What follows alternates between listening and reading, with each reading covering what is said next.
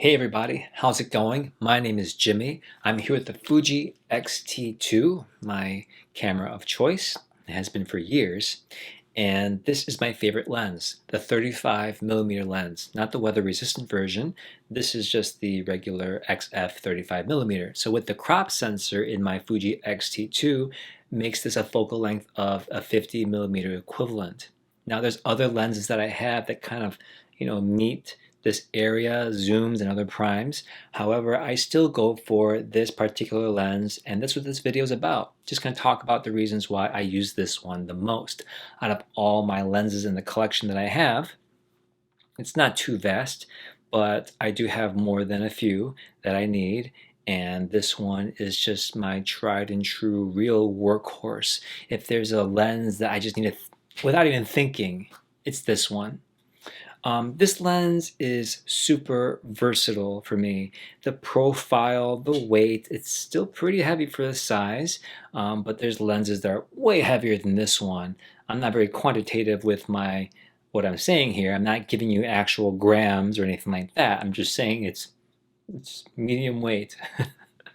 um, Obviously, it's not a pancake, but it's the next thing up from a pancake-sized lens. So it fits really well in my camera bag. I'm more likely to take photos and have them come out great, which will increase my confidence as a street photographer. The 35mm lens, how do I describe it? Yes, it opens up to 1.4, and that's why a lot of people get prime lenses. How big can it get? How much light can it get in? How fast is it with autofocus? It's got to be faster than fast, faster than me blinking my eyes. It's fast, okay? I mean, do you want it? How much faster do you want it, guys? The body is fast. I've never had a complaint. I don't even shoot in burst mode. Some of you may, and that's another thing I haven't even really tapped into when it comes to this camera and this lens combination. But the lens, if you get enough chance to perform with plenty of light and lots of things of contrast to focus on, and the thing's not moving too fast for the autofocus if you choose to use it that way, it's fast. If you use manual, then who cares? But the technology nowadays is so good that I don't know how much better things can get. But of course, I'll be proven wrong. And I love fast focusing things. Don't get me wrong. Fast, accurate focusing. But I find that this works really well. It's not going to take the pictures for me. But I'll tell you where this type of thing really shines. It's just the versatility and the portability. And when those things are combined, you're less likely to drop it and break it. You're more likely to use it on the other side of things. And this very digital setup here, it adds a sense of analog film on top of that. I kind of compare it to like guitar gear, for example. I'm really into guitar, and the end result could be this hi-fi thing, but people still love that warm analog heart that film used to be. And I grew up in the film days, and that's what this kind of does for me. It's maybe a nostalgic piece of digital gear. It has the sharpness and the right rounded edges of being an analog film gear, in my opinion. Does that make any sense? It's a good mix of the two. Now, there's a thing to be said for lenses that give you extra clear HD 4K shooting, and this has a capability of getting near there, but it's not what I go for to get that ultra high def type of look. Now, can you make any photo look any which way in post? Of course, with the right software and on your computer these days, you can make even a cell phone picture look any way that you want. Which brings me to other lenses that I have. They're great too, but they have a little distortion, pleasing as it may be. This one doesn't have that. And you can make this look any way you want in the end, but I love the 50mm aspect to it, that when I'm taking photos, it has that human eye perspective, so to speak, as what they say with the 50mm lens. Oh, you should get it because it gives a human eye perspective.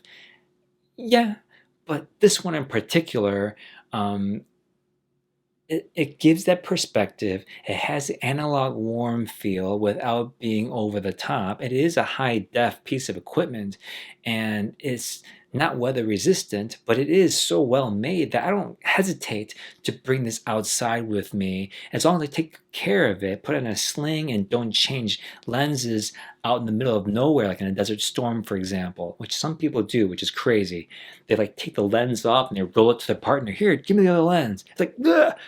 You're exposing the elements to the elements. But that's just me. I'm a little uptight about my gear. It's got scratches because I've used it, but and this thing has held up really well.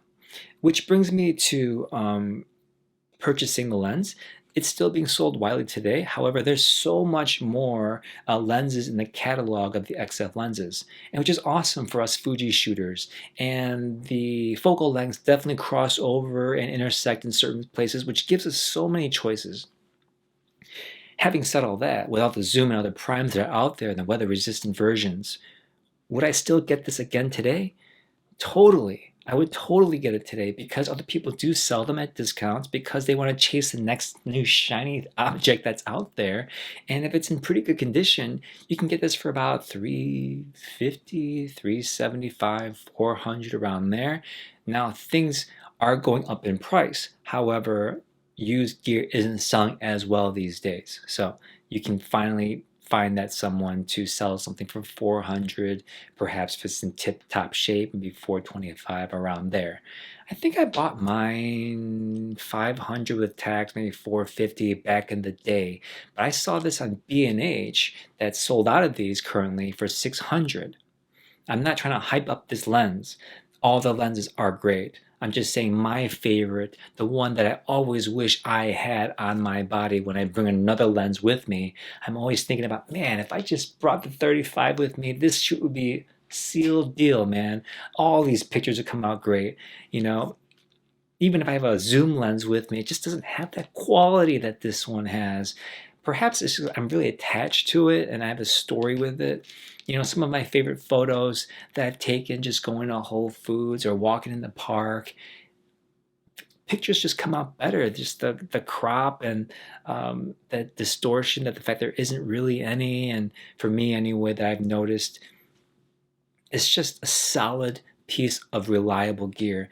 I use it for portraits. I use it for self-portraits. I use it for group photos.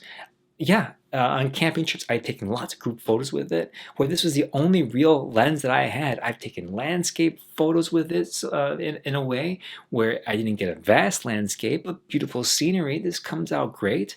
I will say it really excels for me for still life under not even studio conditions, but like with minimal lighting. This lens just shines, man. It makes anything small and ordinary look awesome.